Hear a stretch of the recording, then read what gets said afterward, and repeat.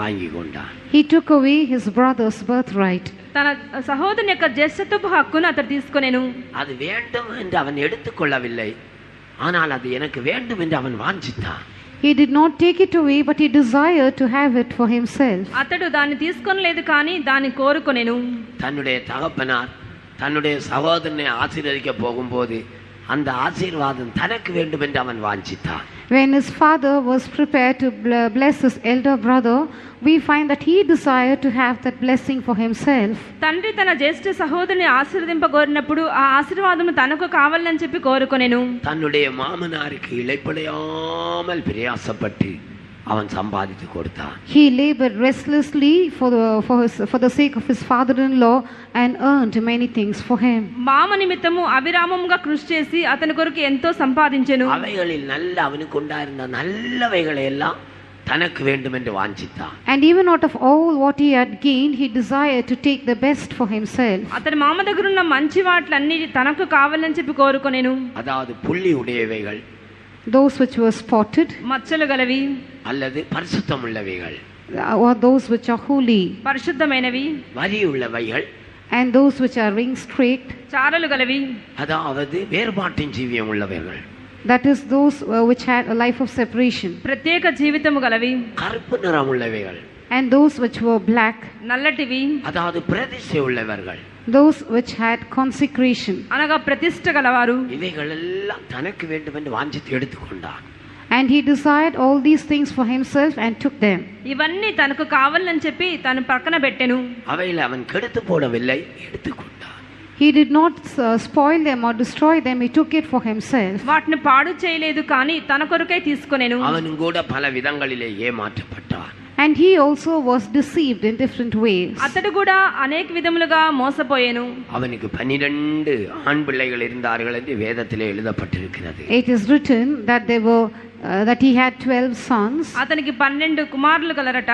அவர்கள் இஸ்ரவேலுடைய 12 கோத்திரத்தார் என்று நாம் வேதத்திலே படிக்கிறோம். And we read in the word of God that these were the 12 tribes of Israel. వీరు ఇశ్రాయేలులకు 12 గోత్రకర్తలను చదువుచున్నాము. யோசேப்பு எகிப்துக்கு கொண்டு போகப்பட்டான்.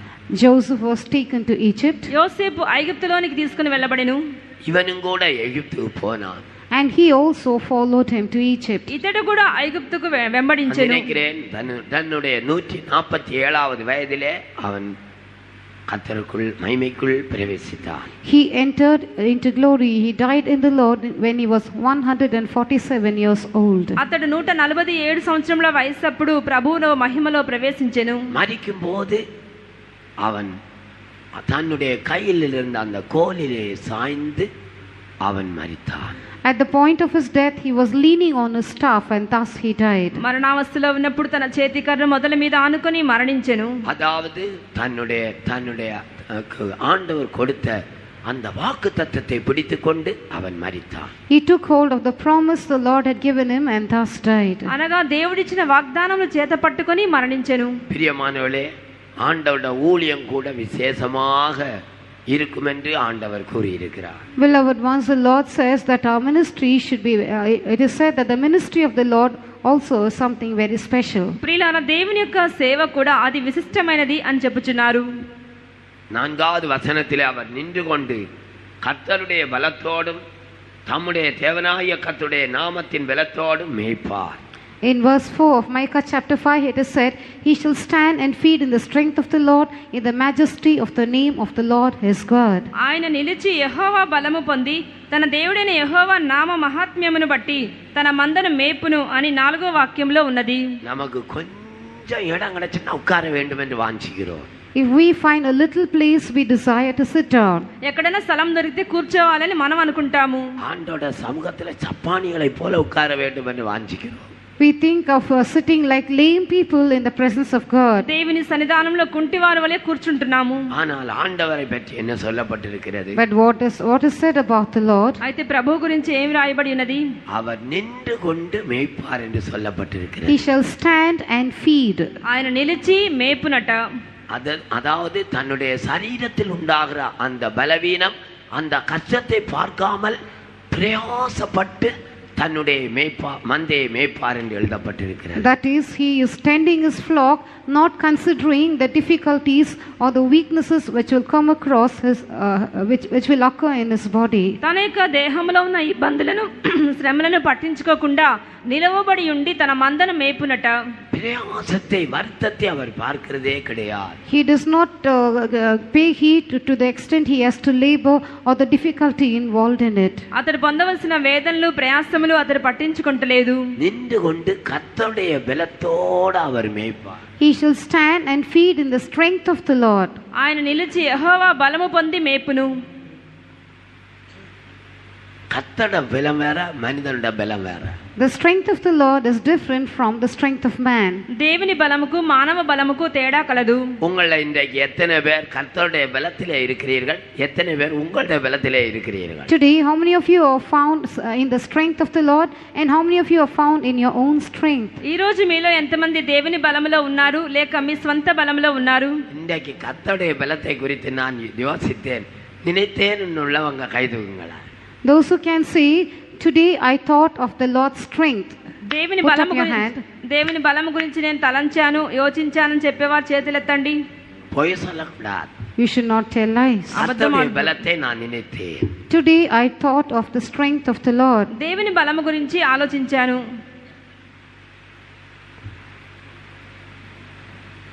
தம்பி, கர்த்தருடைய பலத்தை எதுக்கு நினைத்தேன்?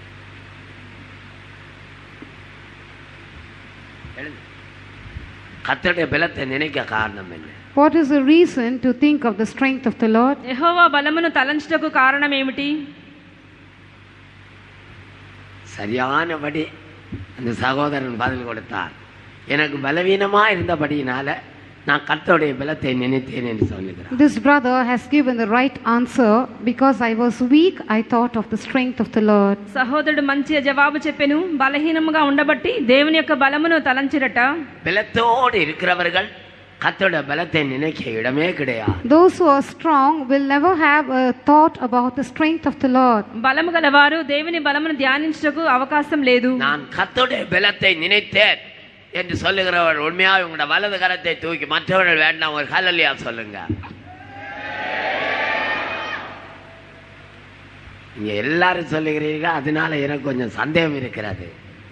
Because all of you have put up your hands, I have a little doubt. நான் வரும்போது பலவீனமாய் வந்தேன், கர்த்தருடைய பலத்தினால என்னை நிறைத்தார், நான் பலப்படுத்தப்பட்டேன் என்று சொல்லுகிறவர்கள் கரங்களை தூக்கி ஹல்லேலூயா சொல்லுங்க. கர்த்தர் நம்மை பலப்படுத்தி இருக்கிறார். The Lord has strengthened us. దేవుడు మనల్ని బలపరిచి ఉన్నారు. அவர் நின்று கொண்டு கர்த்தருடைய பலத்தோடு அவைகளை மேய்ப்பார். He shall stand and feed in the strength of the Lord. ఆయన నిలిచి యెహోవా బలము చేత వాటిని మేపును. தனக்கு பலம் இல்லை, ஆனால் தேவனுடைய பலம் பரிபூர்ணமாய் அவருக்குள்ளே இருந்தது. He has no strength in himself, but the strength of the Lord was seen in him perfectly. ఆయనలో బలం లేదు కానీ యెహోవా యొక్క బలము ఆయనలో సంపూర్ణముగా ఉండెను. கர்த்தருடைய நாமத்தின் மகத்துவத்தோடும் மேய்ப்பார்.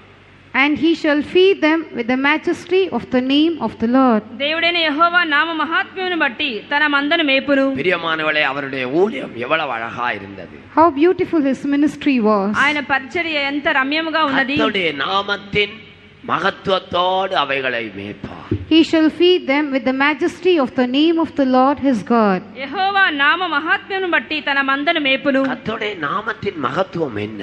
What is the majesty of the name of the Lord? దేవుడైన యెహోవా నామ మహాత్మ్యము ఏమిటి? யெகோவா என்று சொன்னால் ரட்சிக்கிறவர் என்பது பொருள்.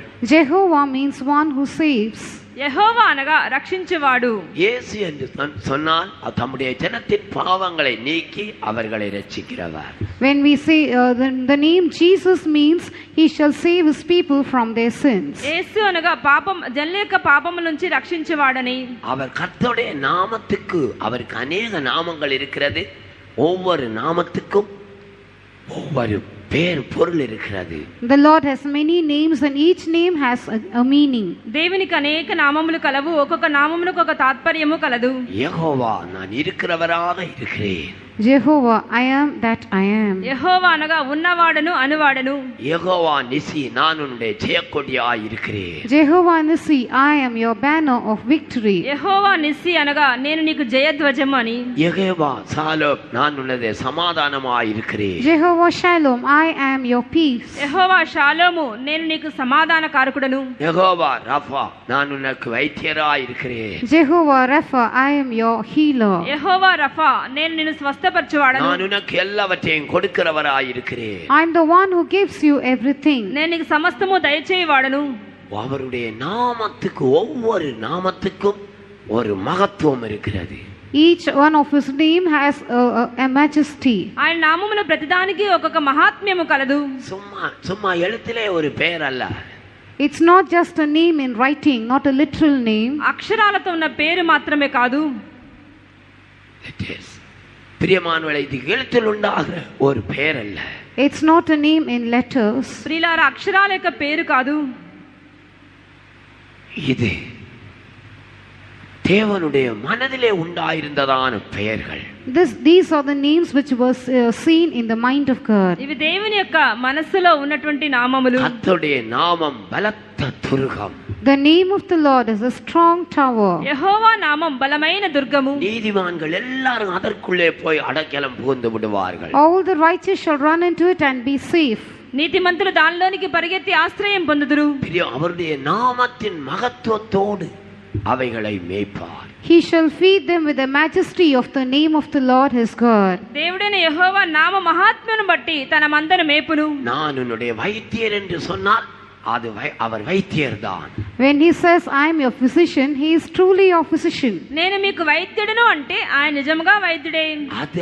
அந்த வார்த்தை, அந்த பேரே வைத்தியராய் மாறிவிடுகிறது. The very name becomes the healer. ఆ పేరులోనే వైద్యుడు అనే నామం ఉన్నది. இயேசு என்ற பெயரே இரட்சகராய் மாறிவிடுகிறது. The very name Jesus becomes a savior. యేసు అనే పేరే రక్షకుడు అని అర్థము. ஷாலோம் என்ற பெயரே సమాధానమాய் మారివిడుகிறது. The very name Shalom becomes peace. షాలోము అనే పేరే సమాధానంగా మారును. அவருடைய மகத்துவத்தோடும் அவர்களை மேய்ப்பார். And he shall feed them with the majesty of his name. ఆయన నామ మహాత్మ్యమును బట్టి మందను మేపును. இந்த நாமத்தில் உங்களுக்கு என்ன வேண்டுமானாலும் பெற்றுக்கொள்ளலாம். Whatever you want, you can receive from this name. ఈ నామము నుండి మీరు ఏదైనా పొందవచ్చును. இந்த நாமங்களில இன்றைக்கு சமாதானம் இல்லாத யாராவது இங்கே வந்திருந்தால் அந்த ஜெகோவா ஷாலோம் அந்த பெயரை மாத்திரம் நீ சொல்லிக்கொண்ட இரு. ஆண்டவனுக்கு சமாதானத்தின் ஐஸ்வர்யத்தினால நதியை போன்ற சமாதானத்தினால உன்னை நிரப்பி விடுவார். If anyone has come here having no peace, just keep mentioning the name Jehovah Shalom and the Lord will fill you with the riches of peace flowing like a river. సమాధానం లేని వారే వచ్చినట్లయితే యెహోవా షాలోమ్ అనేటువంటి పదమును పదే పదే ఉచ్చరించండి. సమాధాన నది వలె మీకు ప్రవహించును. உனக்கு எதிலே ஜெயமில்லையோ யெகோவா நிசி என்ற நாமத்திலே நீ விசுவாசித்து கேட்பாயாக, அதிலே உனக்கு ஜெயத்தை கட்டளையிடுவார். அது அவருடைய நாமத்தின் மகத்துவமாக இருக்கிறது. In whatever aspect you may have no victory, claim the victory in the name of Jehovah Nissi and you will get the victory. నీకు ఏ విషయంలో అయితే జయం లేదో ఆ విషయంలో యెహోవా నిస్సి అని ఉచ్చరించము, అప్పుడు దేవుడు జయమును అనుగ్రహించుదురు. அருமையான தேவனுடைய பிள்ளை, அவர் தம்முடைய ஜனத்தை அவருடைய நாமத்தின் மகத்துவத்தோடு மேய்க்கிறவர். Beloved ones, he is the one who feeds his people with the majesty of his name. దేవుడు తన నామ మహాత్మ్యమును బట్టి తన మందను మేపును. அவர் உனக்கு சகலத்தையும் கொடுக்கக்கூடிய தேவன். He is a God who can give you all things. నీకు సమస్తము అనుగ్రహించు దేవుడు. அவருடைய நாமத்தின் மகத்துவத்தோடும் மேய்ப்பார். And he shall feed them in the majesty of the name of the Lord his God. దేవుడైన యెహోవా నామ మహాత్మ్యమును బట్టి తన మందను మేపును. ஆகையால் அவர்கள் நிலைத்திருப்பார்கள். And therefore they shall abide. కాగా వారు నిలుతురు. ஆகையால் அவர்கள் நிலைத்திருப்பார்கள். And therefore they shall abide. కాగా వారు నిలుతురు. ஜனங்கள் ஏன் நிலைத்திருக்காமல் போகிறார்கள்? Why do people fail to abide? జనులు ఎందుకు నిలవబట్టలేదు? அவருடைய நாமத்தின் மகத்துவத்திலிருந்து அவர்கள் எதையும் பெற்றுக்கொள்ளவில்லை. They have not received anything in the majesty of his name. ఆయన నామ మహాత్మ్యం నుండి వారు ఏమీ పొందటలేదు. தேவர்கள் எண்ணப்பட்டவர்கள் அநேகர்கள் உண்டு. There are many who are called gods. దేవతలు అనబడిన వారు అనేకులు కలరు. அவர்களுடைய நாமத்தில மகத்துவமே இல்லை, ஒண்ணுமே கிடையாது. எனவேதான் ஜனங்கள் நிலைத்திருக்காமல் ஓடிவிடுகிறார்கள். There is nothing in their name, there is no majesty in their name, and that is why people run away. వాటి నామములో ఏ మహాత్మ్యము లేదు కాబట్టి జనులు నిలిచి ఉండడం లేదు, పారిపోవచ్చున్నారు. தேவனுக்கு ஒரு நாமம் இருந்தால் அந்த நாமத்தில மகத்துவம் உண்டாயிருக்க வேண்டும்.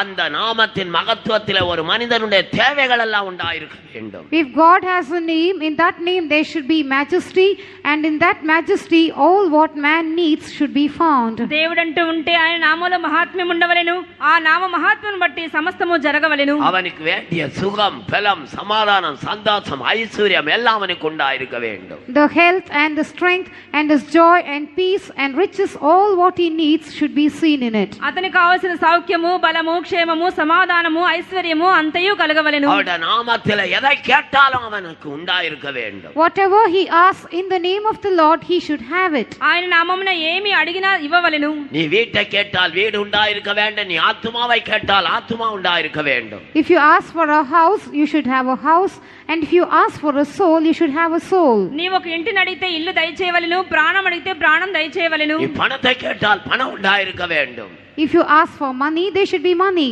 నీవు డబ్బును అడిగితే డబ్బు ఇవ్వాలి. அது எப்படி எந்த நிலவரம் எப்படி என்ற கேள்விக்கு இடமே கிடையாது. There is no room there for question about the kind of circumstance or situation you are in. అది ఎలా జరుగుతుంది, పరిస్థితులు ఏమిటి అనే ప్రశ్నకు తావే లేదు. என்னை கேளும், பூமியின் எல்லைகளை உமக்கு சுதந்திரமாய் கொடுக்கிறேன். Ask of me and I shall give you the ends of the earth for an inheritance. నన్ను అడుగుము, భూదిగంతమును నీకు స్వాస్థ్యముగా ఇచ్చెదను. ஜனங்களை உனக்கு சொந்தமாய் கொடுக்கிறேன். I shall give thee the heathen for an inheritance. అన్య జనులను నీకు స్వాస్థ్యముగా ఇచ్చెదను.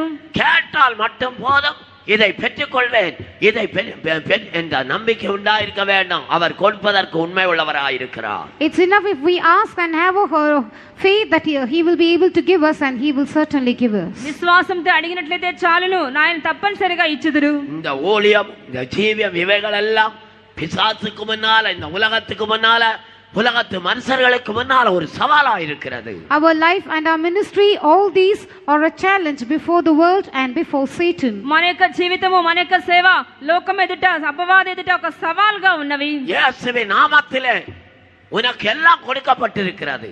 In the name of Jesus, everything is given to you. యేసు నామమున నీకు సమస్తము ఇవ్వబడెను. இயேசுவின் நாமத்திலே எனக்கு எல்லாம் உண்டாயிருக்கிறது என்று எத்தனை பேர் முழு நிச்சயத்தோட தைரியத்தோட சொல்ல முடியும்? How many of you can boldly say with full assurance that in Jesus you have everything? యేసు నామమున నాకు సమస్తము కలదని నిశ్చయంగా చెప్పగలవా?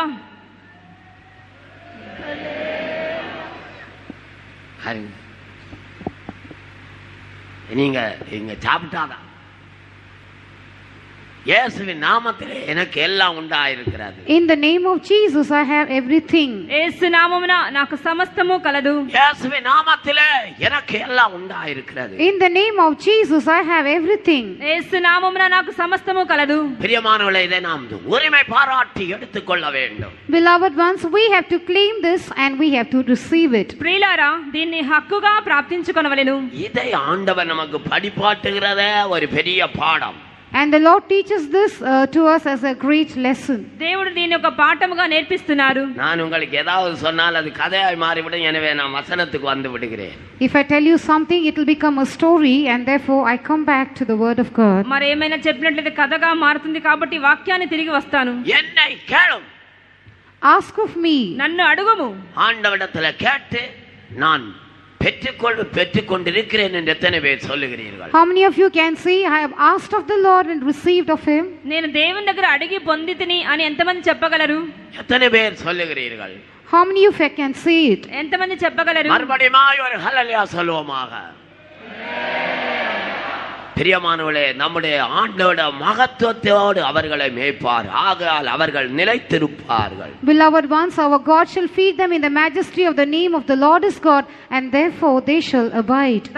మన దేవుడైన యెహోవా తన నామ మహాత్మ్యమును బట్టి మందను మేపును. வீடில்லை என்று ஓடி போக வேண்டியது இல்லை. There's no need for you to run away saying I have no house. నాకు ఇల్లు లేదు అని పారిపోవద్దు. பிள்ளைகள் இல்லை என்று ஓடி போக வேண்டியது இல்லை. There's no need to run away saying I have no children. నాకు పిల్లలు లేరు అని பணமில்லை, பாரிపోవద్దు. பொருளில்லை, சுகமில்லை என்று நீ ஓடி போக வேண்டியதில்லை. You need not run away saying, I have no money, I have no substance, and I have no possession. డబ్బు లేదు, ఆరోగ్యం లేదు, ఆస్తి లేదని పారిపోవద్దు. இயேசுவின் நாமத்தில் உனக்கு எல்லாம் உண்டாயிருக்கிறது. In the name of Jesus, you have everything. యేసు నామమున నీకు సమస్తము కలదు. உனக்கு எல்லாம் உண்டாயிருக்கிறது.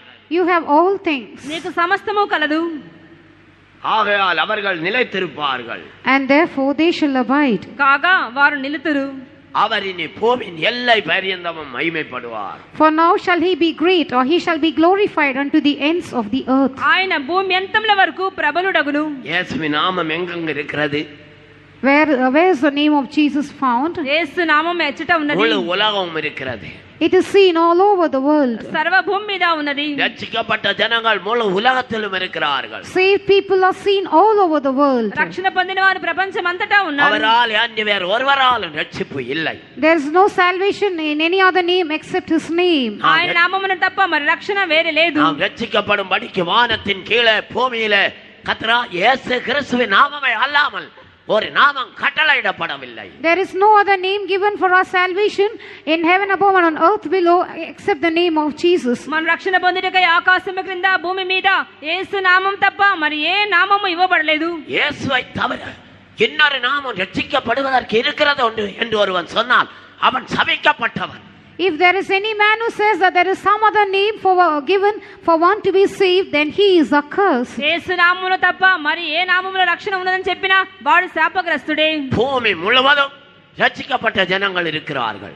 Saved people are found all over the earth. సర్వ భూమి మీద రక్షణ పొందిన వారు కలరు. அவர்கள் எல்லாரும் ஆண்டவரை துதிக்கிறார்கள், ஆண்டவரை பாடுகிறார்கள். All of them praise God and all of them sing of the Lord. వారు దేవుని స్తుతించి కీర్తనలు పాడుచున్నారు. பூமியின் எல்லை எங்கும் உள்ளவர்களே, என்னை நோக்கி பாருங்கள், அப்பொழுது ரட்சிக்கப்படுவீர்கள் என்று கர்த்தர் சொல்லுகிறார். The Lord says, look unto me all the ends of the earth and ye shall be saved. భూదిగంత నివాసులారా నన్ను తేరి చూడండి, మీరు రక్షణ పొందుదురని ప్రభువు చెప్పుచున్నారు. நானே தேவன், என்னை தவிர ஒரு தேவன் வேறொரு தேவன் இல்லை. I am God and there is none other beside me. నేనే దేవుడను, నా తప్ప మరి ఎవ్వరూ లేరు. என்னை நோக்கி பாருங்கள். Look unto me. నన్ను తేరి చూడుము. ஏன் நோக்கி பார்க்க வேண்டும்?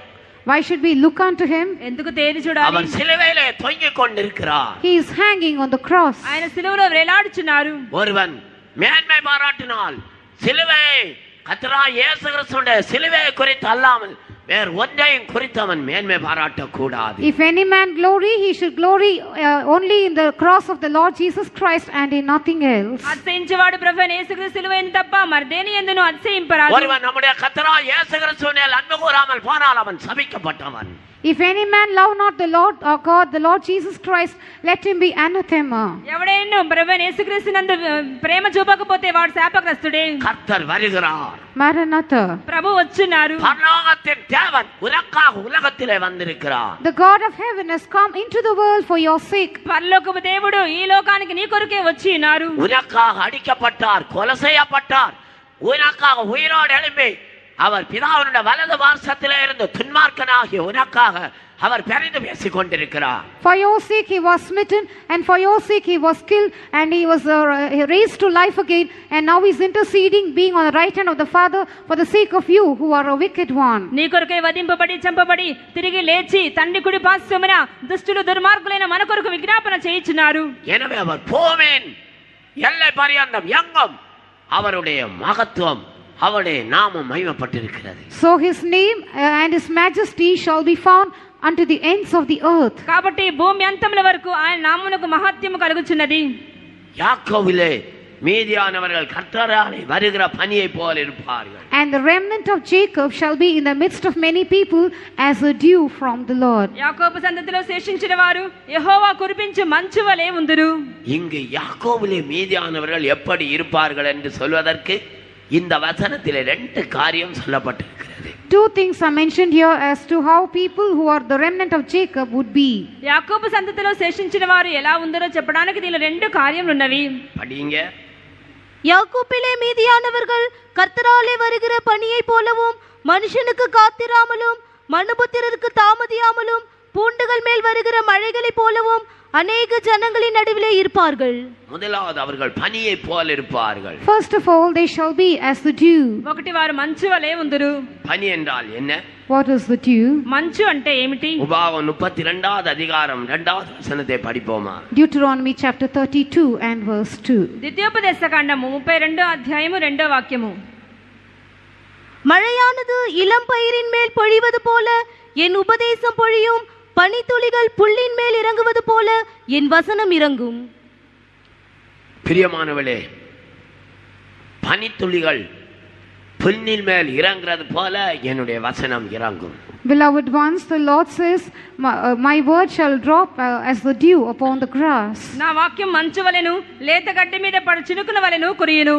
இங்கு புல்லின் மேலே இறங்குகிற பனி அந்த பனி என்று சொல்லப்பட்டிருக்கிறது. Here it is said about the dew which comes down upon the grass. లేత గడ్డి మీద పడు మంచు వలె అని చూస్తున్నాం. அது ஆண்டவர் நமக்கு அருளி செய்கிறதான வசனங்களை அது காட்டுகிறது. This speaks of the word of God which the Lord grants unto us. దేవుడు మనకు అనుగ్రహిస్తున్న వాక్యములు ఇవి. அந்த பனித்துளிகள் புல்லின் மேல அப்படி இறங்கின பிறகு காலையில நாம் போய் பார்ப்போமேனால் அது மகிமையா இருக்கும்.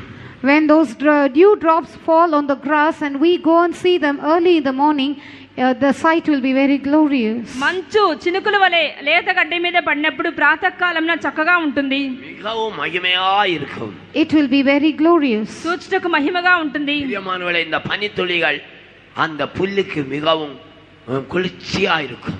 These dew drops make the grass feel very cool. మంచు చినుకులు లేత గడ్డిని చల్లబరచును.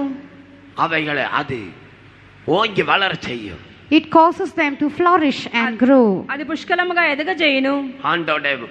ஆண்டோட பனி என்னென்ன செய்தது என்று வேதத்தில் பல இடங்களிலே சொல்லப்பட்டிருக்கிறது. In many places in the scripture it is written as to what the dew of the Lord does. దేవుడు పంపించే మంచు యొక్క పని ఏమిటో అనేక చోట్ల చూస్తున్నాము. பனி வந்து இறங்கின போது மன்னா வந்து இறங்கினதாக நாம் வேதத்திலே படிக்கிறோம். We read in the word of God that when the dew fell, manna also fell. మంచు బిందువులు కురిసినప్పుడు మన్నా కురిసినట్లుగా చూస్తున్నాం. தேவ சமூகத்திலிருந்து உண்டாகிற ஒரு பனி, A dew which comes from the presence of God. దేవుని సన్నిధిలో నుండి వచ్చేటువంటి మంచు. பிரியமானவர்களே, மன்னா அது வேத வசனம் அவைகளில் உள்ள நல்ல ஆழமான வெளிப்படுத்தல் என்றெல்லாம் நாம் வேதத்திலிருந்து நாம் அறிந்திருக்கிறோம். Beloved ones, from the word of God we understand that manna speaks of the word of God and deep revelations from it. మన్నా అనగా దేవుని యొక్క వాక్యము మరియు వాక్యములో లోతైన ప్రకటనలను చూపుచున్నది. இந்த வசனம் என்ன செய்கிறது? What does this word of God do? ఈ వాక్యము ఏమి చేయుచున్నది?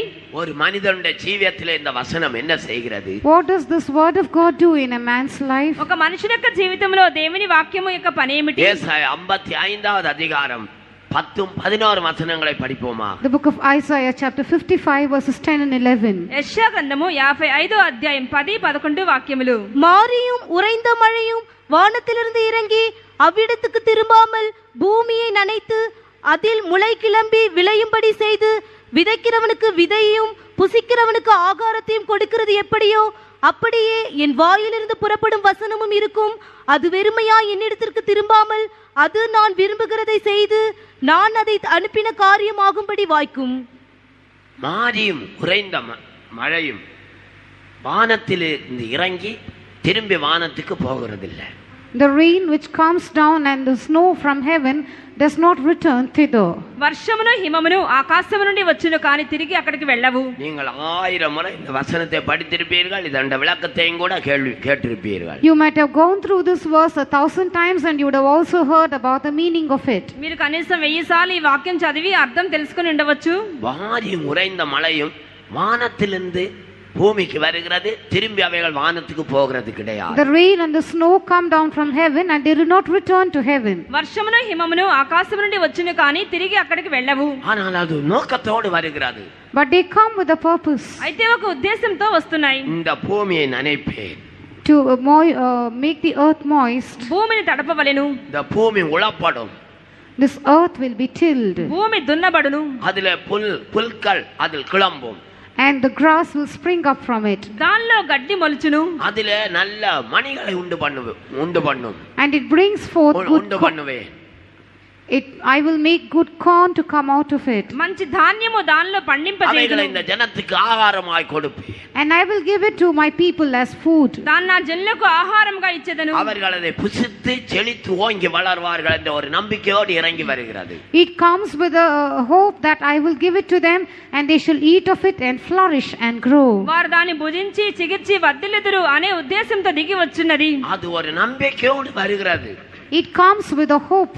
ఒక నిరీక్షణతో அது వచ్చున్నది. ஒரு அதிகாரத்தோடு வருகிறது. It comes with authority. అధికారంతో அது వచ్చున్నది. ஒரு ஆளுகையோடு வருகிறது. It comes with a dominion. ఏలుబడితో వచ్చున్నది. மாரியும் உறைந்த மழையும் வானத்திலிருந்து இறங்கி அவ்விடத்துக்கு திரும்பாமல், For as the rain cometh down and the snow from heaven and returneth not thither. వర్షమును హిమమును ఆకాశము నుండి వచ్చి తిరిగి అచ్చటకు మరలవు. அது பூமியை நனைத்து அதிலே முளை கிளம்பி But watereth the earth and maketh it bring forth and bud. భూమిని తడిపి విత్తువానికి విత్తనం దయచేయును. விதைக்கிறவனுக்கு விதையையும் புசிக்கிறவனுக்கு ஆகாரத்தையும் கொடுக்கிறது எப்படியோ, That it may give seed to the sower and bread to the eater. విత్తువానికి విత్తనమును భుజించువానికి ఆహారమును కలుగుటకై చిగుర్చును. ஆண்டவர் சொல்கிறார், அதே போல என்னுடைய வசனம் இருக்கும். So shall my word be, says the Lord. అలాగే నా వాక్యం ఉండునని ప్రభువు చెప్పుచున్నారు. அது வெறுமையா என்னிடத்துக்கு திரும்புவதில்லை. It shall not return unto me void. నిష్ఫలముగా నా యొద్దకు తిరిగి రాదు. அது நான் விரும்புகிற காரியத்தை வாய்க்க செய்து அது என்னிடமாய் திரும்பி வரும். It shall accomplish that which I please and it shall come back to me. నేను పంపిన కార్యం అది సఫలం చేయును. நான் என்ன காரியமாக அதை அனுப்புகிறேனோ அந்த காரியத்தை செய்து முடித்து அது திரும்பி வரும் என்று சொல்லுகிறார். He says, whatever be the purpose for which I send it, it will accomplish it and then return to me. నేను పంపిన కార్యం సఫలం చేసి తిరిగి వచ్చును.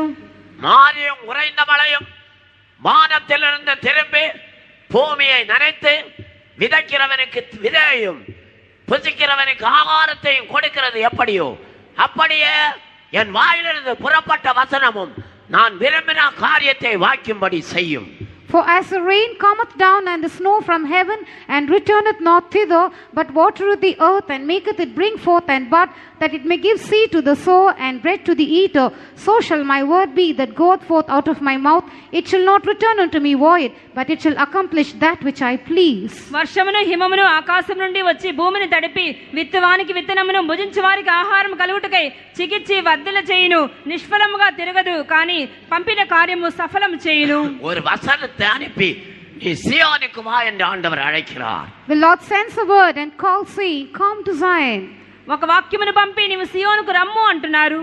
ஒரு மனிதனிடத்திலே ஒரு வசனத்தை அனுப்பி வா சீயோனுக்கு வா என்று அழைக்கிறார். He sends a word to a man and calls him, saying, Come to Zion. తన వాక్యమును ఒక వ్యక్తి వద్దకు పంపించి నీవు సియోనుకు రమ్ము అంటున్నారు. அதை கேட்டவுடனே அவன் சீயோனுக்கு புறப்பட்டு வருகிறான். And the moment he hears it, he comes, sets forth to go to Zion. దాని విన్నతోడనే సియోనుకు బయలుదేరుతున్నాడు. ஒரு வசனத்தை அனுப்பி நீ வனாந்தரத்துக்கு வா என்று அழைக்கிறார். He sends a word and calls him, saying, Come to the wilderness. ఒక వాక్యమును పంపి నీవు అరణ్యమునకు రమ్ము అంటున్నారు. உடனே அவன் புறப்பட்டு ஆண்டவருக்காக பாடுபடுவதற்காக வனாந்தரத்துக்கு வந்து விடுகிறார். Immediately he sets out to suffer for the Lord and goes to the wilderness. వెంటనే దేవుని కొరకు శ్రమ పట్టుకే అరణ్యమునకు బయలుదేరి వెళ్తున్నాడు. அவனை யாரும் தடுத்து நிறுத்த முடிகிறதில்லை. And no one can prevent him, no one can stop him. ఏ ఒక్కరూ అతన్ని ఆపలేరు. இந்த அரசாங்கம் அவனை தடுத்து நிறுத்த முடிகிறதில்லை. The government cannot stop him. ప్రభుత్వం అతన్ని ఆపలేదు. இந்த அதிகாரம் அவனை தடுத்து நிறுத்த முடிகிறதில்லை. The authorities cannot stop him. అధికారులు అతన్ని ఆపలేరు. உலகம் பணம் பொருள் ஒன்று அவனை தடுத்து நிறுத்த முடிகிறதில்லை. The world or money or substance, nothing can stop him. లోకము డబ్బు ఆస్తిపాస్తులు అతన్ని ఆపలేవు.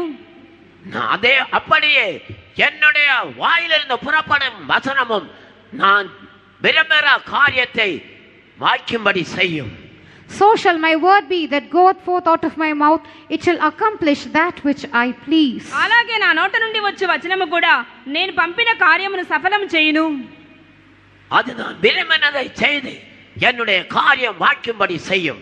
It shall accomplish that which I please, and it shall prosper in the thing whereto I sent it. అది నాకు అనుకూలమైన దాన్ని నెరవేర్చును. నేను పంపిన కార్యమును సఫలం చేయును. அது எந்த காரியத்துக்காக அனுப்பப்படுகிறதோ அது அந்த காரியத்தை செய்து அது முடிக்கிறது. It accomplishes that thing for which it is sent. ఏ కార్యం కొరకు పంపబడినో దాన్ని సఫలం చేయును. எசேக்கியாவை குணமாக்கி விட்டு வா என்று அனுப்பின வார்த்தை அவனை குணமாக்கி விட்டது. The word which was sent to heal Hezekiah did so and returned. హిజ్కియాను స్వస్థపరిచి రమ్మని చెప్పినప్పుడు ఆ వాక్యం అలాగు చేసెను. கல்லறை வைத்து நாறிப்போன லாசருவை எழுப்பும்படி அனுப்பப்பட்ட தேவனுடைய வார்த்தை வா என்று சொன்ன உடனேயே எழும்பி வந்து விட்டார். When the word of God was sent to that Lazarus who was stinking in the grave, immediately Lazarus rose up and came forth. సమాధిలో కుళ్ళిపోయిన లాజరు బయటకు రమ్మని చెప్పినప్పుడు ఆ వాక్యముతో అతడు బయటకు వచ్చెను. உன் கோலை நீட்டி செங்கடலை பிளந்தபடி என்று அதிகாரத்தோடு மோசேக்கு சொன்ன ஆண்டவருடைய வார்த்தை செங்கடலை பிளந்து இஸ்ரவேல் ஜனங்களுக்கு வழிகளை கொடுத்து விட்டது. The word of God which told Moses to stretch forth his hand, to stretch forth his rod and command the sea to be divided, it did divide the Red Sea and paved way for the children of Israel to pass through. నీ కర్రను చాపి ఎర్ర సముద్రము పాయలుగా చీల్చమని చెప్పినప్పుడు అది పాయలుగా చీలెను. ఇశ్రాయేలీయులు దాని గుండా నడిచి వచ్చిరి. வனாந்தரத்திலே தண்ணீர் இல்லை, உன்னை கோலினால பாறை அடி கற்பாறை தன்னிடத்தில் இருக்கிற தண்ணீரை உனக்கு கொடுக்கும் என்று சொன்னார். When there was no water in the wilderness, the Lord said, smite the rock with the rod which is in your hand, and the rock shall give you water. త్రాగుటకు అరణ్యంలో నీళ్లు లేవు, చేతి కర్రతో బండను కొట్టుము, అప్పుడు బండ నీళ్ళనిచ్చునని చెప్పినప్పుడు అలాగు జరిగెను. இன்றைக்கு காலையில உனக்கும் வசனத்தை அனுப்பி ஆண்டவர் நினைத்த காரியத்தை உன்னிடத்திலே செய்யும்படி வாஞ்சிக்கிறார். Even this morning the Lord desires to send his word to you and fulfill in you that which he has in mind concerning you. ఈ ఉదయమున దేవుడు తన యొక్క వచనమును పంపి తనకు అనుకూలమైన దాన్ని నీలో నెరవేర్చును. அருமையான தேவனுடைய பிள்ளையே, Beloved child of God, ప్రియమైన దేవుని బిడ్డ, ஆண்டவர் சொல்லுகிறார், the Lord says, ప్రభు ఏమంటున్నారు? அவருடைய வசனமானது வெறுமையா அவரிடத்திலே திரும்புகிறது இல்ல. his word shall not return unto him empty. ఆయన వాక్యం నిష్ఫలముగా ఆయన ఎద్దకు వెళ్ళదు. அது வெறுமையாய் திரும்புகிறது இல்ல என்று ஆண்டவர் சொல்லுகிறார். The Lord says it shall not return void. నిష్ఫలముగా దేవుని ఎద్దకు తిరిగి వెళ్ళదు.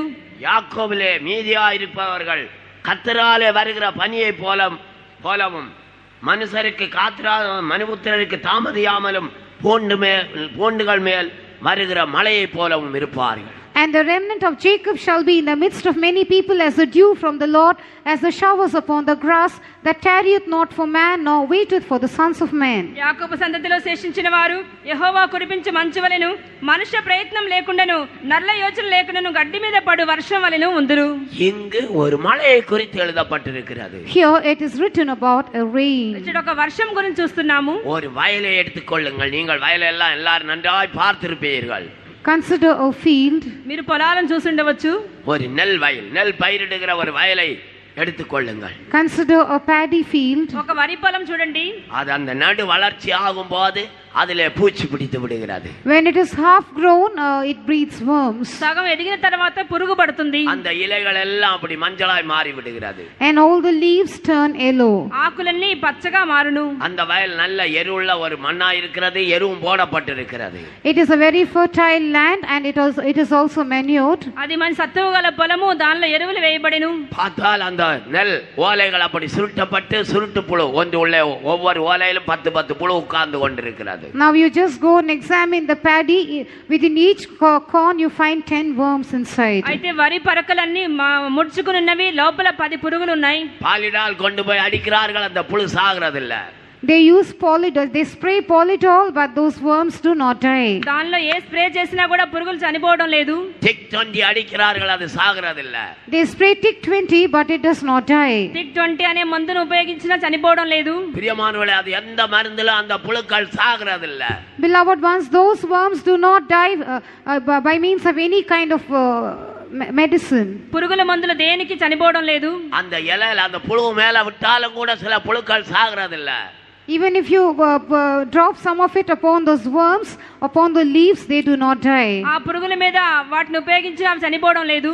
அந்த இலைகள் அவைகள் கருகி போகும், அழிந்து போகுமே ஒழிய அதுல இருக்கிறதான அந்த முட்டை அது அதன் மேல 100 கோட் அப்படி அதை சுற்றி சுற்றி சுற்றி சுற்றி பிரியமானவர்களே, அந்த எப்பிகோட் அடிக்கிறது மாதிரி சுற்றி சுற்றி சுற்றி உள்ளே உட்கார்ந்து கொள்ளுகிறது, அது சாகிறது இல்ல.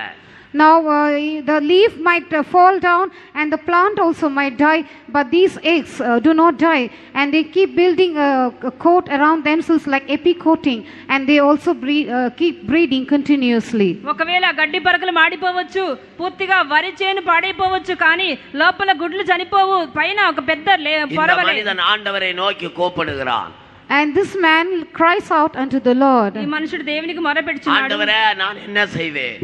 Lord, what shall I do? దేవా నేను ఏం చేయుదును? ஆண்டவர் ஒரு மழையை அனுப்புகிறார். The Lord sends a rain. దేవుడు వర్షాన్ని పంపిస్తున్నారు. அப்படி கண்ணை மூடி திறக்கும் முன்னால ஒரு மழை. In the twinkling of an eye, a rain comes down. కళ్ళు తెరిసే లోపు ఒక వర్షము சர அடித்து விடுகிறார். It comes down heavily. భారీ వర్షము.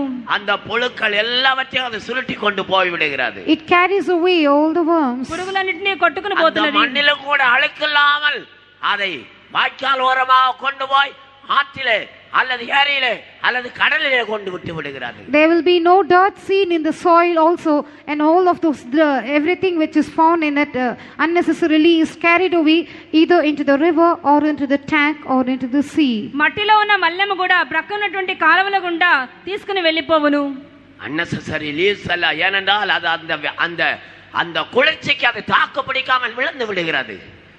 Those leaves மழையினுடைய குளிர்ச்சிக்கு அது தாக்கு பிடிக்காமல் விழுந்து விடுகிறது. They are unable to take the chillness of the rain, and therefore they drop down. వర్షపు నీళ్ళ యొక్క చల్లదనమునకు గురుగులు కూడా ఉండవు, అన్ని కొట్టుకొని పోవును. அப்படியாய் அது பெருக்கெடுத்து ஓடி கடலிலே போய் சேர்ந்து விடுகிறது. It goes as a flood and then enters the sea. ఇలా ప్రవాహముగా సముద్రంలోని కొట్టుకొని పోవును. ஒரு 4 நாட்கள் கழிந்து நீங்கள் அந்த வயலை போய் பார்த்தால் அது பச்சை பசேரென்று இருக்கும்.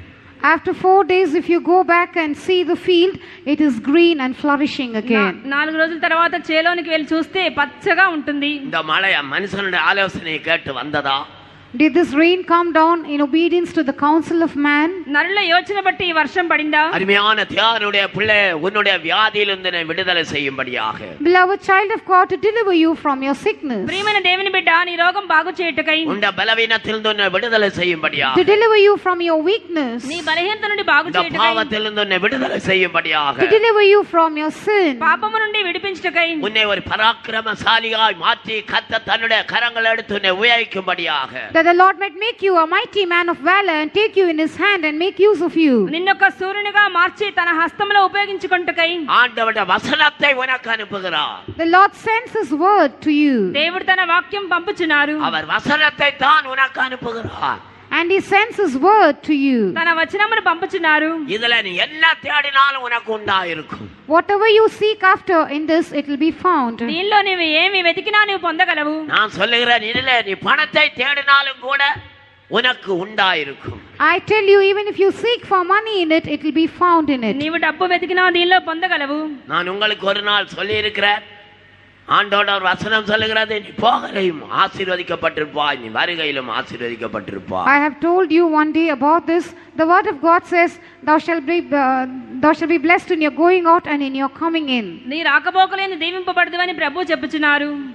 ஒரு நாள் காலையில பிரேசிங் எழும்பி வரும்போது அங்க நின்று கொண்டு ஒரு புதிய ஆள் வந்து செவிக்கணும்னு தலையை கொடுத்து விட்டு அங்க ஒரு காணிக்கையை கொடுத்து விட்டு போனார்கள். When I was just coming for the morning praising, a new soul was standing there, and the person bent his head asking for prayer, and after the prayer he gave me an offering and went away. ఒకరోజు ప్రాతకాలంలో స్తోత్ర ప్రార్థనకు వచ్చిండగా ఒక కొత్త వ్యక్తి వచ్చి ప్రార్థన చేయించుకుని కానుక ఇచ్చి వెళ్ళెను. நான் இங்கே வந்து சும்மா இந்த வசனத்தை சொன்னேன், நான் அதை யோசிக்கவே இல்லை. I did not think of that all these things, but I just came here and I mentioned that verse. ఇవన్నీ తలంచకుండానే ఇక్కడికి వచ్చి ఈ వాక్యం చెప్పి వెళ్ళాను. அந்த பணம் என்னுடைய பாக்கெட்ல கிடக்கிறது. And that money was in my pocket. ఆ డబ్బు జేబులో ఉన్నది. அப்போ நான் சொன்னேன், ஆண்டோட வசன உண்மை, நான் திரும்பி போகும்போது கூட ஆசீர்வதிக்கப்படுவேன் என்று சொன்னேன். And I said, the word of God is true, and when I go back also I will be blessed. దేవుని వాక్యము యథార్థము, నేను తిరిగి వెళ్ళుచుండగా నేను దీవింపబడదునని చెప్పాను. இங்க இருக்கிற நம்முடைய சகோதர சகோதரிகள் எல்லாம் சிரித்தார்கள். Some of the brothers and sisters here smiled when I said that. ఇక్కడటువంటి సహోదర సహోదరులు నవ్వారు. நம்முடைய விசுவாசியில் எங்கே வந்த ஒரு மனிதன் நான் திரும்பி போகும்போது அவர் ஜெபிக்கும்படி முழங்கால் போட்டார், அவர் ஒரு நல்ல காணிக்கையை கொடுத்து விட்டு போறார். And when I went back after the praising, one of our believers came there and he asked for prayer and knelt down, and after the prayer he gave me a good sum of money as an offering and went away. స్తోత్ర ప్రార్థన అయినాక వెళ్ళుచుండగా మన సహోదరుడు ఒక విశ్వాసి ఆయన మంచి కానుక ఇచ్చి ప్రార్థన చేయించుకుని వెళ్ళారు. அன்றைக்கே அவர்களுக்கு சொன்னேன். On the same day I told them. ఆ రోజే చెప్పాను. பிரியமானவர்களே, ஆண்டோட வசனம் எவ்வளவு சத்தியமாய் இருக்கிறது. Beloved, how true the word of God is. దేవుని వాక్యం ఎంత నిజము. ஆண்டவர் எனக்கு வசனத்தை தான் அனுப்புகிறார். It is the word which the Lord sends to you. దేవుడు తన వాక్యమును పంపిస్తున్నారు. யாக்கோபிலே, அடுத்த வசனத்திலே, யாக்கோபிலே மீதியானவர்கள் சிங்கம் காட்டு மிருகங்களுக்குள்ளே இருக்கிறது போல இருப்பார்கள். And the remnant of Jacob shall be among the Gentiles, in the midst of many people, as a lion among the beasts of the forest. యాకోబు సంతతిలో శేషించిన వారు అడవి మృగములలో సింహం వలె ఉందురు. ஆண்டவர் சிங்கத்தை போல இருப்பார்கள் என்று சொல்லி இருக்கலாம். The Lord could have told they shall be as a lion. సింహం వలె ఉందురని చెప్పాల్సింది. ஆண்டவர் சொல்லுகிறார், யாக்கோபிலே மீதியானவர்கள் சிங்கம் காட்டு மிருகங்களுக்குள்ளே இருக்கிறது போல இருப்பார்கள். And the Lord says, the remnant of Jacob shall be as a lion among the beasts of the forest. యాకోబు సంతతిలో శేషించిన వారు అడవి మృగములలో సింహం వలె ఉందురు. 250 ஏக்கர் நிலத்துக்குள்ள வேற எந்த மிருகமும் வராது. ஒரே ஒரு சிங்கம் இருந்தால் வேற எந்த மிருகமும் அந்த ஏரியாவுக்குள்ள வராது. In a large place measuring 250 acres, no other beast can enter except the lion. The lion stays alone there. 250 ఎకరాల పొలంలో ఒక్క సింహం ఉన్నట్లయితే మరి ఏ జంతువు రాదు. அவைகளுக்கு தெரியுது மகாராஜாவுடைய லேண்ட், இதுக்குள்ள வரக்கூடாது என்று தெரியும். Those beasts know that this is the place belonging to the great king and they have no entry into it. ఇది మహారాజు గారి పొలము అని చెప్పి మరి ఏ జంతువు లోపలికి రాదు. மகாராஜா எங்கேயாவது போய் சாப்பாட்டுக்கு பிச்சை எடுப்பாரா, அலைஞ்சு திரிவாரா? Will the great king go here and there begging for food? Will he be wandering for food? మహారాజు ఇటు అటు ఆహారం కొరకు భిక్షం అడుగుతాడా? இதெல்லாம் வேதத்தில் எவ்வளவு அழகாய் எழுதப்பட்டிருக்கிறது. See how beautifully all these things are recorded in the word of God. ఎంత చక్కగా దేవుని వాక్యంలో చెప్పబడిన చూడండి. ஏதாவது மகாராஜா ஆகாரத்துக்காக போய் பிச்சை எடுத்தார் என்று நீங்கள் எங்காவது படித்து கேட்டிருக்கிறீர்களா? Have you at any time read about any great king who went about begging for food? మహారాజు ఆహారం కొరకు అడుగుతున్నట్లుగా చూస్తున్నామా? அப்படி பிச்சை எடுத்தால் பிசாசு கூட மகாராஜாவை போலதான் இருக்கிறான், அவன் தான் எடுக்க வேண்டும்.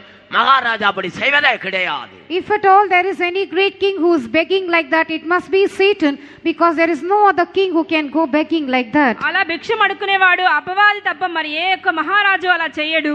ஒரு மகாராஜா அப்படி அலைந்து திரிவாரா? Will a great king keep wandering like that? ఒక మహారాజు ఇలా అలమటిస్తాడా? யாக்கோபிலே மீதியானவர்கள் சிங்கம் காட்டு மிருகங்களுக்குள்ள இருக்கிறதை போல இருப்பார்கள். And the remnant of Jacob shall be as a lion among the beasts of the forest. యాకోబు సంతతిలో శేషించిన వారు అడవి మృగములలో సింహం వలె ఉందురు. அந்தந்த வேளையில ஒரே ஒரு கர்ச்சிக்கும் அந்த பகுதியில் இருக்கிற மிருகங்கள் அங்கும் எங்கும் ஓடி இதனுடைய குகையை வாசல்லே வந்து விழும். Now when it just roars at the right time, all the animals in the forest run helter skelter and finally land before its cave. సింహము గర్జించినప్పుడు అక్కడున్నటువంటి జంతువులు ఇటు అటు పరిగెత్తి ఆ గుహ యొక్క ద్వారమున పడి ఉండును. அங்கேயே அதை அடித்து அது புசிக்கும். And right there it kills the animal and eats it. అక్కడే వాటిని చంపి తినును. அது எங்கும் அலைந்து திரியாது. It will not wander here and there. వాటి కొరకు ఎక్కడ తిరగదు. தேவைகளுக்காக எங்கும் அலைந்து திரியாது. It does not wander here and there for its needs. దాని అవసరముల కొరకు ఎక్కడ తిరగదు. ஏனென்றால் அது Maharaja. Because it is a great king. ఏలైనగా అతను మహారాజు. காட்டிலே அதுதான் Maharaja. It is a great king in the forest. అడవికి రాజు అతడే. மிருகங்களுக்கு அதுதான் Maharaja. It is a great king over the beasts. మృగములన్నిటికీ రాజు సింహమే. யாக்கோபிலே மீதியானவர்கள் சிங்கம் காட்டு மிருகங்களுக்குள்ளே இருக்கிறதை போல இருப்பார்கள். And the remnant of Jacob shall be as a lion among the beasts of the forest. యాకోబు సంతతిలో శేషించిన వారు అడవి మృగములలో సింహం వలె ఉందురు. கடந்து போய் பீரி தப்புவார் இல்லாமல் பீரி பச்சித்து போடுகிற ஆடுகளுக்குள்ளே இருக்கிறதை போலவும் இருப்பார்கள். And also as a young lion among the flocks of sheep who if he go through both treadeth down and teareth in pieces, and none can deliver. ఎవడనూ విడిపింపకుండా లోపలికి చొచ్చి గొర్రెల మందలను త్రొక్కి చీల్చు కొదమ సింహం వలె ఉందురు. கடந்து போய் மிதித்து தப்புவிப்பார் இல்லாமல் பேரி போடுகிற பாலசிங்கத்துக்கு ஒப்பாகவும் இருப்பார்கள். As a young lion among the flocks of sheep, who if he go through both treadeth down and teareth in pieces, and none can deliver. లోపలికి చొచ్చి గొర్రెల మందలను త్రొక్కి చీల్చు కొదమ సింహం వలె ఉందురు. ஆட்டு மந்தைக்குள்ள பாலசிங்கம் போனால் என்ன செய்யும் தெரியுமா? If the young lion goes into the flock of sheep, what does it do? గొర్రెల మందలోనికి కొదమ సింహం వెళ్తే ఏమవుతుందో తెలుసా? அது ஒன்றை பிடித்து விட்டு போறது கிடையாது. It does not take hold of one and go away. ఒక్కదాన్ని పట్టుకుని వెళ్ళదు. அது ரெண்டை பிடித்து விட்டு போறது கிடையாது. Doesn't take hold of two and go away. రెండింటిని పట్టుకుని వెళ్ళదు. அது ஐந்தை பிடித்து விட்டு போறது கிடையாது. Doesn't take hold of five and go away. ఐదింటిని పట్టుకుని వెళ్ళదు. ஒன்றை பிடித்து பேரி அதுல நல்ல கொஞ்சம் ஒரு துண்டை எடுத்து சாப்பிடும். It will take hold of one sheep and tear it into pieces and take a good piece of flesh from it and eat. ఒక గొర్రెను పట్టుకుని చీల్చి దానిలో మంచి ముక్కను తింటుంది. அதை தூக்கி அப்படி போட்டு விடும். It will throw it away. దాని విసిరి పారేస్తుంది. இன்னொரு ஒரு தட்டு தட்டும். It will smite another one. அதை பேரி ஒரு துண்டை எடுத்து ஒரு பீஸ் எடுத்து சாப்பிட்டு போட்டு விடும்.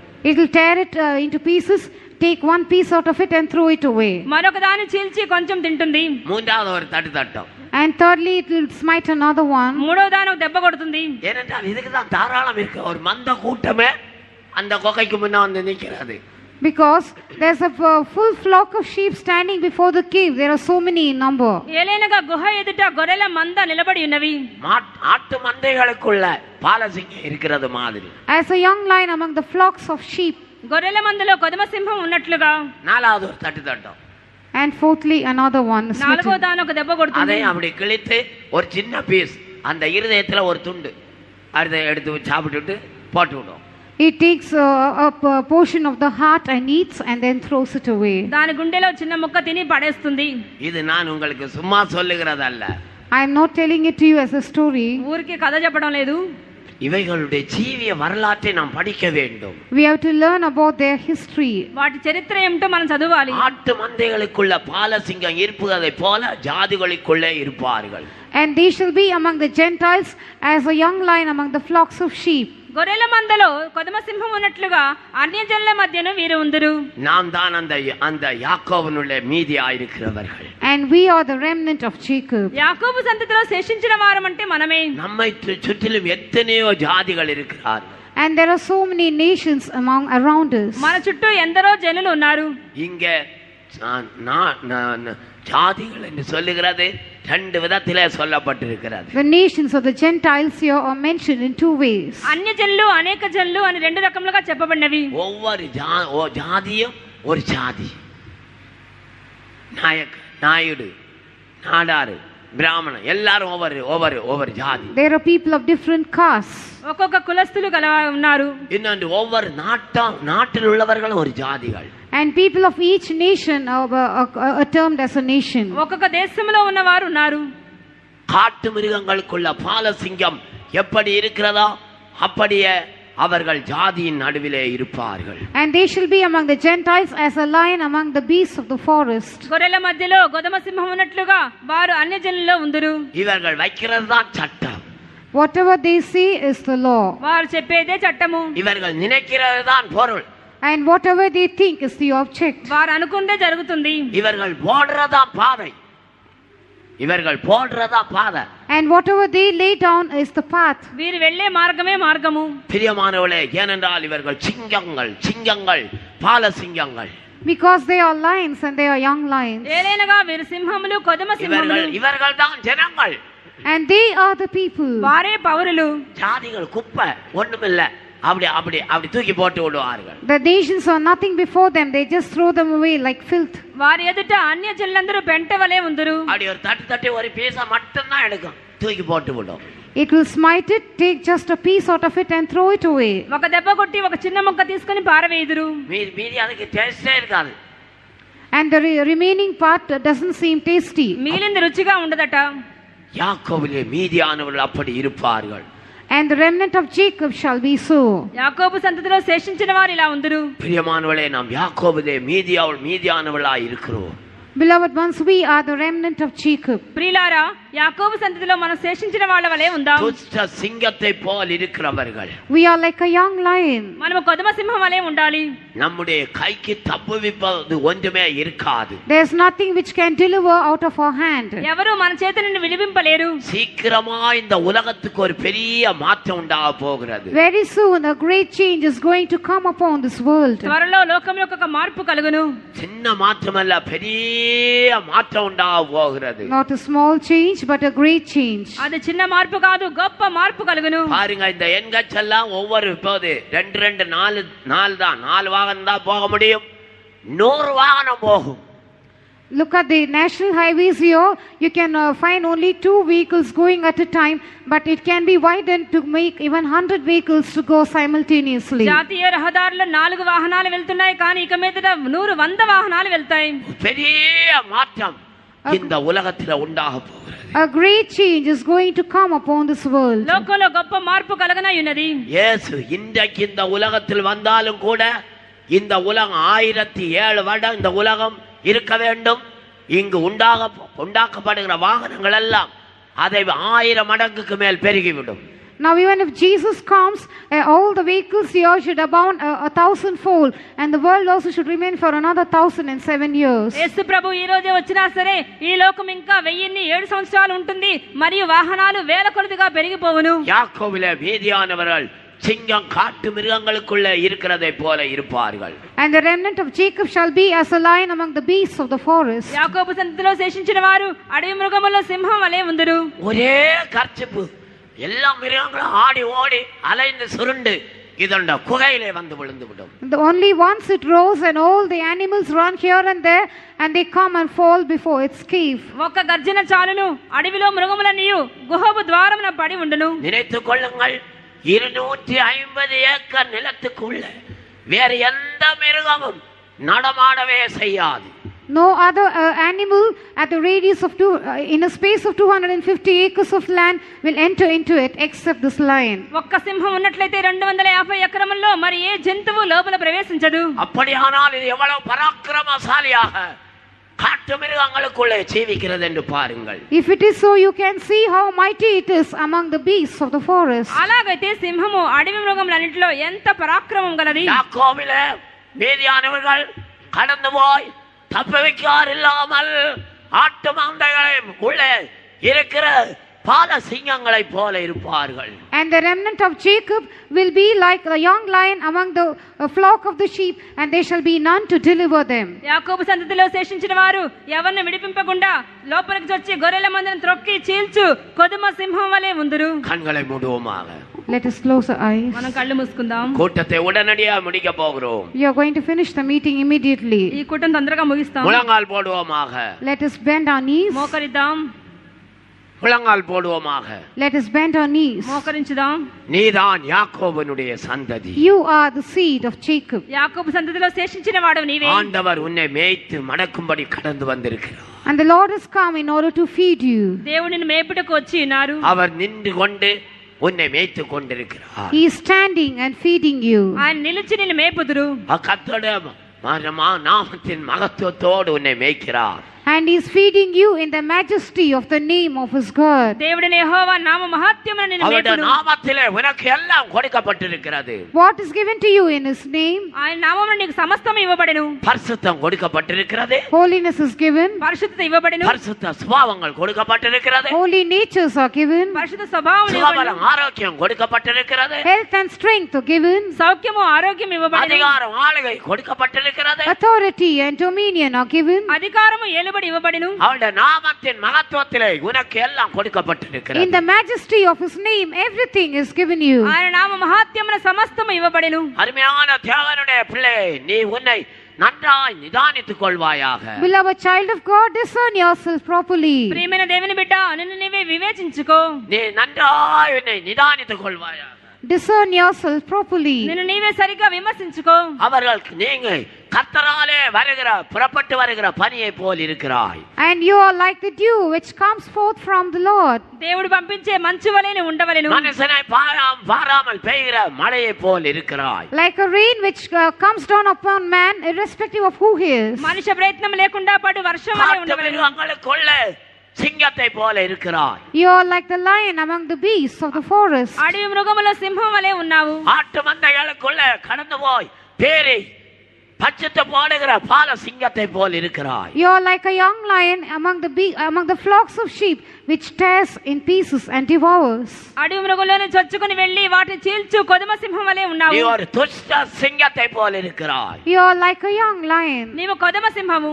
உனக்குள்ள அவ்வளவு வல்லமை இருக்கிறது, உனக்குள்ள அவ்வளவு அதிகாரம் இருக்கிறது, உனக்குள்ள தேவனுடைய காரியங்கள் இருக்கிறது. You have so much of power in you, so much of authority in you, and everything pertaining to God in you. నీలో అంత శక్తి అధికారము దేవునికి చెందినంతయు కలదు.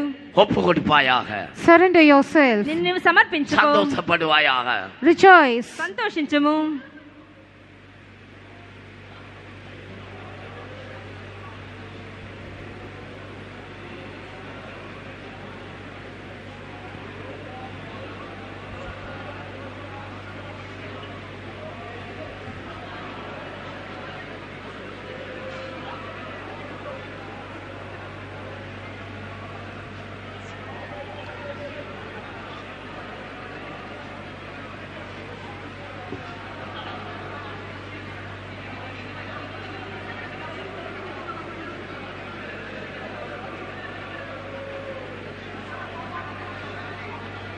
நீ எப்படி இருக்கிறாய்? How are you seen? నీవెలా ఉన్నావు? ஆண்டு பனியை போல் இருக்கிறாயா? Are you like the dew? మంచు వలె ఉన్నావా? நீ மலையை போல் இருக்கிறாயா? Are you like the rain? వర్షం వలె ఉన్నావా? நீ காட்டு மிருகங்களுக்குள்ள சிங்கத்தை போல் இருக்கிறாயா? Are you like the forest lion among the beasts of the forest? అడవి మృగముల్లో సింహం వలె ఉన్నావా? மந்தைகளுக்குள்ள பாலசிங்கம் போல் இருக்கிறாயா? Are you like a young lion among the flocks of sheep? గొర్రెల మందలో కొదమ సింహం వలె ఉన్నావా?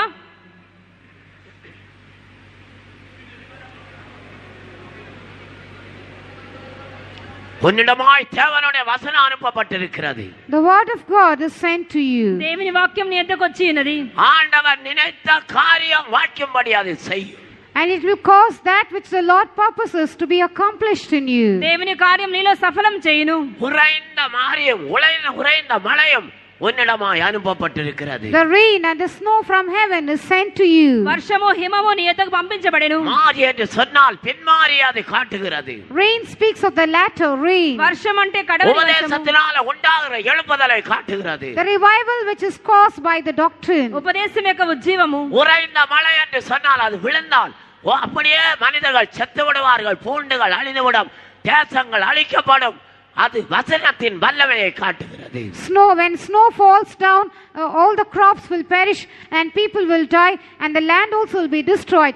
It speaks of the power of the word of God. హిమము ద్వారా చెట్లు చేమలు మనుషులు జంతువులను చనిపోవును. దేవుని వాక్యం యొక్క శక్తిని చూపుచున్నది. தேவனுடைய வசனத்தின் வல்லமை உன்னிடமாய் அனுப்பப்படுகிறது. The power of the word of God is sent to you. దేవుని వాక్యం యొక్క శక్తి పంపించబడుచున్నది. ஆண்டவர் சொல்லுகிறார், அது நான் விரும்புகிற காரியம் வாய்க்கும்படி செய்யும் என்று சொல்லுகிறார். The Lord says it will accomplish that which I please. నాకు అనుకూలమైన కార్యం సఫలం చేయను అంటున్నారు. உன்னை ஒரு பரிசுத்தவானாய் மாற்ற வேண்டும் என்று விரும்புகிறார். It desires to make you holy. నిన్ను పరిశుద్ధునిగా మార్చగోరుచున్నాడు. உன்னை தேவ சித்தம் செய்கிறவனாய் மாற்ற வேண்டும் என்று விரும்புகிறார். It desires to make you one who does the will of God. దేవుని చిత్తము చేయవారుగా உன்னை మార్చును. ஒரு நல்ல நடத்திப்புக்காரனாய் மாற்ற வேண்டும் என்று விரும்புகிறார். It desires to make you a good leader. నిన్ను మంచి నాయకుడిగా మార్చుదురు. உன்னை சீயோனாய் மாற்ற வேண்டும் என்று விரும்புகிறார். He wants to make you Zion. నిన్ను సియోనుగా మార్చుదురు. உன்னை புதிய எருசலேமாய் மாற்ற வேண்டும் என்று விரும்புகிறார். He desires to make you New Jerusalem. నిన్ను నూతన యెరూషలేముగా அற்புத మార్చుదురు. அடையாளங்கள் செய்கிற ஒரு மனிதனாய் உன்னை மாற்ற வேண்டும் என்று விரும்புகிறார். He wants to make you a person who can do wonders and miracles. అద్భుతములు సూచనలు చేయవాడుగా మార్చుదురు. வரங்கள் உள்ள மனிதனாய் மாற்ற வேண்டும் என்று He விரும்புகிறார். wants to make you a man full of gifts. వరప్రసాదం గలవాడుగా మార్చుదురు. இயேசுவை போல சுபாவங்கள் உள்ளவனாய் மாற்ற வேண்டும் என்று விரும்புகிறார். He wants to make you a person having the character like that of Jesus. యేసు స్వభావం గలవారుగా నిన్ను మార్చుదురు. அப்படியே என்னுடைய வாயிலிருந்து புறப்பட்ட வசனம் என்னிடமாய் வெறுமையாய் திரும்பாமல் அது நான் நினைத்த காரியம் வாய்க்கும்படி செய்யும் என்று ஆண்டவர் சொல்லுகிறார். The Lord says, so shall my word be that goeth forth out of my mouth. It shall not return unto me void, but it shall accomplish that which I please. నా నోటి నుండి వచ్చే వచనము కూడా నిష్ఫలముగా నా యొద్దకు తిరగదు గాని నా యొక్క కార్యము సఫలం చేయును.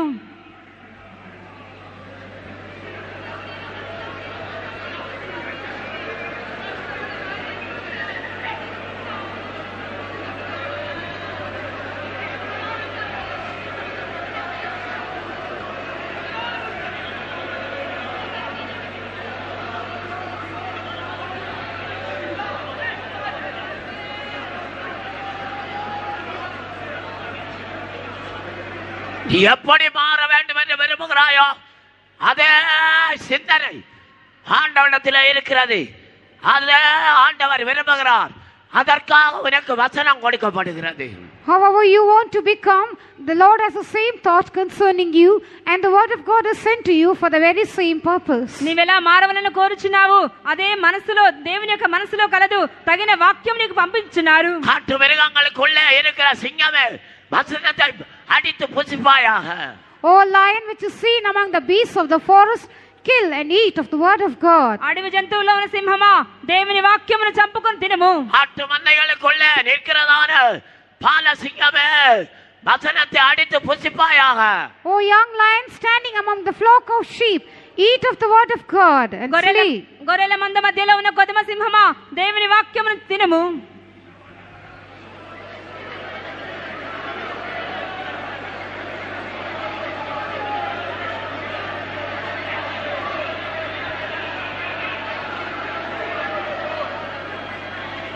உந்தன் பலத்திலே தேவா எழுந்தருளும், உந்தன் மகத்துவத்தின் மேன்மையோடு.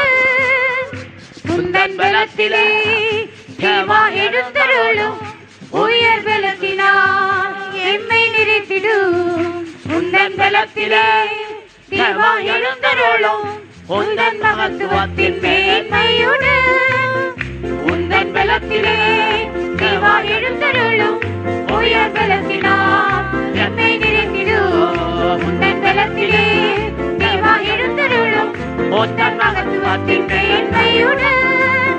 உந்தன் பலத்திலே தேவா எழுந்தருளும், உயர் பலத்தினால் எம்மை நிறைத்திடும். உந்தன் பலத்திலே தேவா எழுந்தருளும், உந்தன் மகத்துவத்தின் மேன்மையோடு. உந்தன் பலத்திலே தேவா எழுந்தருளும், உயர் பலத்தினால் எம்மை நிறைத்திடும். உந்தன் பலத்திலே தேவா எழுந்தருளும், உந்தன் மகத்துவத்தின் மேன்மையோடு. உந்தன் பலத்திலே தேவா எழுந்தருளும், உயர் பலத்தினால் எம்மை நிறைத்திடும். உந்தன் பலத்திலே தேவா எழுந்தருளும், உந்தன் மகத்துவத்தின் மேன்மையோடு. உந்தன் பலத்திலே தேவா எழுந்தருளும், உயர் பலத்தினால் எம்மை நிறைத்திடும்.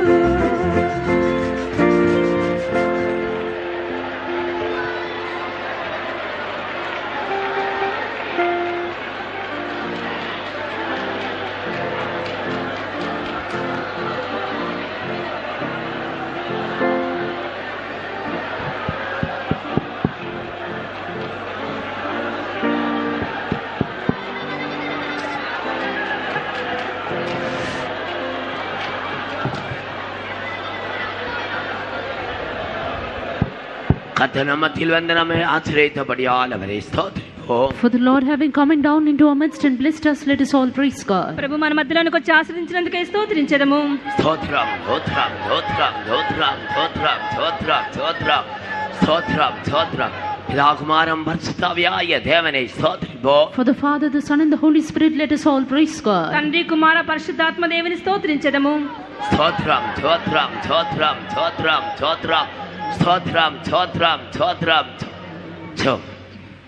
எங்கள் நல்ல இயேசுவே, இந்த நல்ல வேலைக்காக மத்திருக்கிற சுவாமி, இந்த கால வேளையில் நீர் எங்களோட மற்ற கடந்து எங்களுக்கு தந்த திவ்ய ஆலோசனைக்கு அசூத்திரம் கிருபுள்ள வசனத்துக்கு எங்களை படைக்கிற சுவாமி நாமத்தின் மகத்துவத்தை குறித்து எங்களுக்கு விளங்கப்படுத்தி தந்தபடினால சோத்திரம் ஆண்டவரை நாமத்தின் மேல் விசுவாசம் வைக்கிறவர்கள் ரட்சிக்கப்படுவார் வேண்டும், குணமாக்கப்படுவார்கள், சமான சந்தோஷம் இழைப்பார்கள், அறுப்பப்படுவார் நாங்கள் அறிந்திருக்கிறபடினால சோத்திரம் இந்த வசனம் பன்னீர் போல் பொடியும் என்று நாங்கள் அறிந்திருக்கிற சுவாமி வசனம் நீர் விரும்புகிற காரியம் ஆகும்படி